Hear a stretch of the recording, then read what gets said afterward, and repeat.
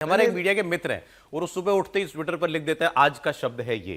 तो मैं आपको आज का शब्द दे रहा हूं। त्रिपाठी जी हंसने लगे, जान पहचान में कौन लिखता है। आज का शब्द है संकट, जो प्रयोग किया अभी आदरणीय संजय राउत जी ने। किस पे संकट है देवेंद्र जी?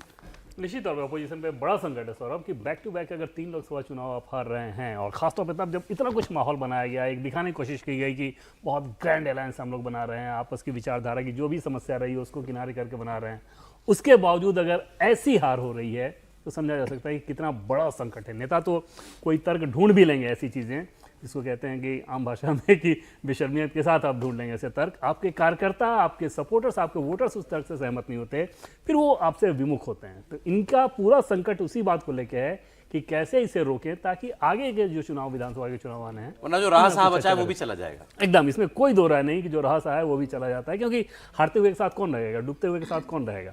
और जिन चीज़ों को देख, हालांकि निशिकांत दुबे जो कह रहे हैं मैं सौरभ बिल्कुल उससे सहमत नहीं हूँ। राहुल गांधी दोनों सीटें जीतेंगे, कंफर्टेबली जीतेंगे। रायबरेली समस्या यह है कि पार्टी को आप नहीं जीता पा रहे हैं। उसके पीछे सबसे बड़ी वजह है, जैसे उत्तर प्रदेश में भी राहुल गांधी की रैली में जो भीड़ थी वो अखिलेश यादव का वोट है, मुस्लिम यादव। इसके अलावा वोट आप कहाँ से ऐड कर पा रहे हैं? तो जब तक आप वोट ऐड नहीं करेंगे कहाँ से आप जीतेंगे? कांग्रेस ने अखिलेश यादव को कुछ नहीं दिया।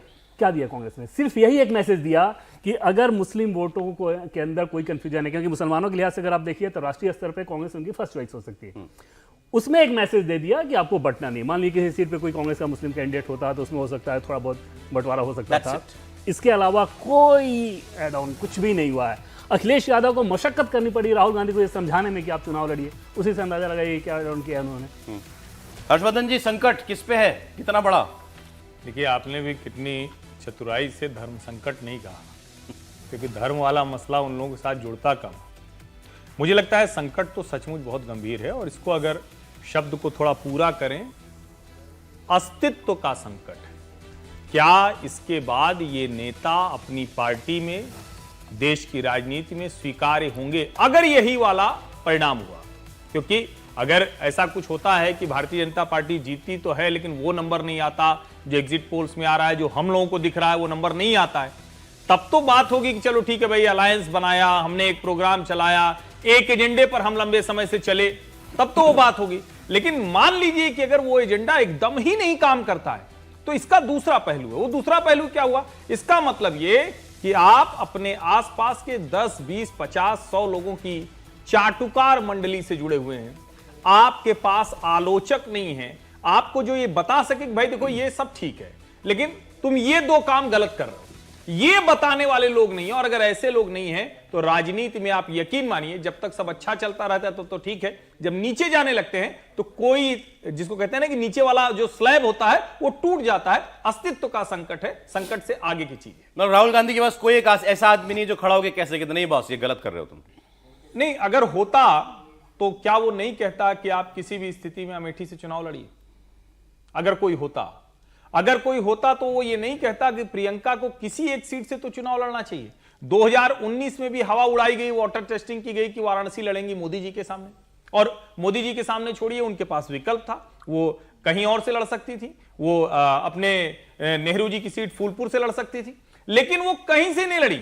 अब अगर ये एक और चीज होगी, अगर सचमुच प्रियंका को पार्टी के भीतर के लोग नहीं लड़ने दे रहे हैं तो ये भी एक बड़ा प्रश्न होगा जो 4 जून के बाद जिसका उत्तर खोजा जाए। बहुत लोग कह रहे हैं कि भाई 4 जून के बाद बेड़ियां तोड़ देंगी प्रियंका जी और कहेंगे अब मैं नहीं मानूंगी भैया तुम्हारी बात, मैं लड़ूंगी चुनाव। देखिए, वो तो थोड़ा मुश्किल है, क्योंकि प्रियंका राहुल गांधी का, अब वो कहे ना जो भाई बहन का प्रेम होता है वो बहुत ज्यादा है, लेकिन अंदर अंदर उनके समर्थक कसमसा रहे हैं। जो प्रियंका के साथ का समूह माना जाता है वो अब खुली आलोचना राहुल गांधी करने लगा कि भैया अब और क्या अवसर चाहिए, तुम कहीं ले जाने की स्थिति में नहीं हो, हटो यहां से, तभी कुछ हो पाए। राहुल जी, क्या होने जा रहा है? मतलब ये रिजल्ट अगर आए, गांधी परिवार की बात पूछ रहा हूं आपसे पहले। देखिए, केवल लोकसभा चुनाव नहीं, संकट जो है विपक्ष के लिए विधानसभा चुनाव में भी दिखाई देता है।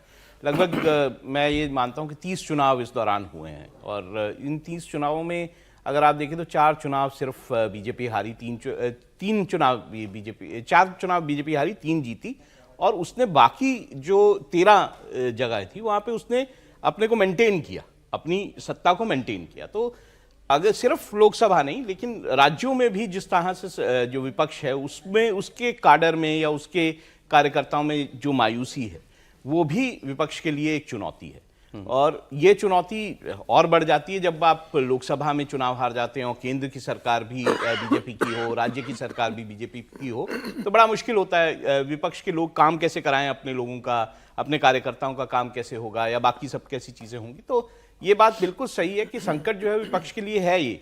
और जब भी कोई बहुत समय तक, जैसे 10-15 सालों तक अगर कोई एक सत्ता में रहता है दल, तो दूसरे जितने विपक्षी दल होते हैं उनके लिए प्रॉब्लम्स होती भाई देखिए, तो आप जैसे हम बीजेपी के लिए कहते हैं भी एक कमिटेड वोट है, एक मोदी जी का एक्स्ट्रा वोट है जो बीजेपी को पड़ता है। ऐसा नहीं, कांग्रेस का कमिटेड वोट नहीं है। कांग्रेस को बहुत लोग वोट करते ही हैं, हर हाल में वोट करते हैं। 14 में किया, 19 में किया, 20% वोट कांग्रेस पार्टी लेकर के आई थी। अब कल क्या होगा मुझे नहीं पता, लेकिन माना जाता है कि भाई हाँ, कांग्रेस पार्टी का भी एक डेडिकेटेड वोटर है।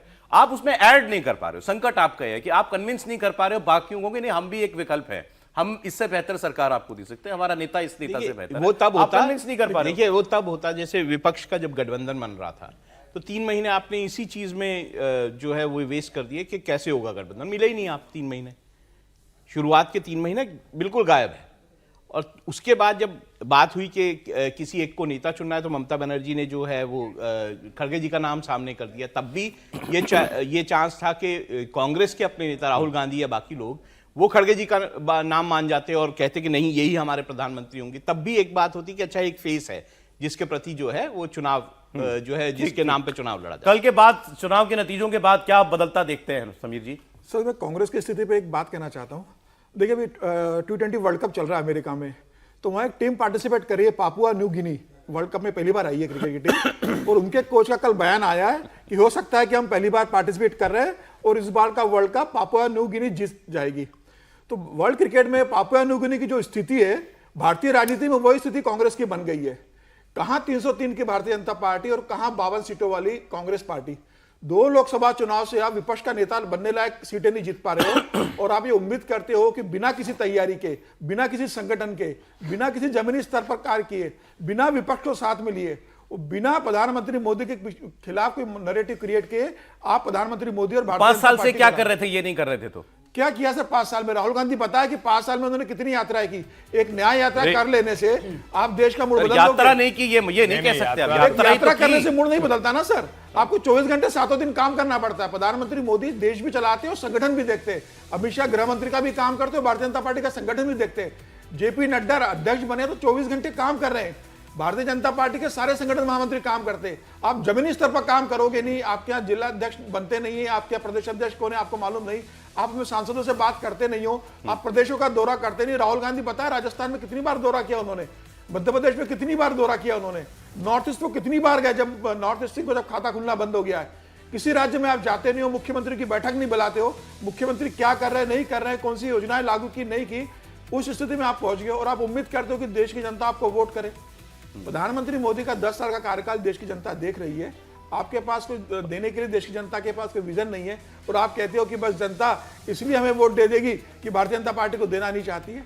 भारतीय जनता पार्टी 2 से 303 पर चली गई है और आप 4 से 14 से 42 पर आ गए हो, और आप इस बात पर चर्चा हो रही कि कांग्रेस 40 सीटों पर पहुंचेगी। मुझे लग रहा है कि कांग्रेस 2014 में जहां पहुंची थी वही रहने वाली है, 44 सीट पे। बिल्कुल, उससे भी सीटें कम होने वाली। आप पलटासन नहीं करेंगे? बिल्कुल नहीं।